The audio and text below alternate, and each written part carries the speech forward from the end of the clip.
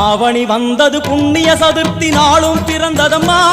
அதிகாலை முதலே மனையில் மங்கள மேளம் ஒலிக்குதம்மா கஜமுகனின் வரவை காண குடும்பம் வாசலில் கூடுதம்மா மா கோலம் இட்டொரு மனை மேல் வந்தான் ஆரத்தியாகுதம்மா கணபதி ராஜா வந்தார்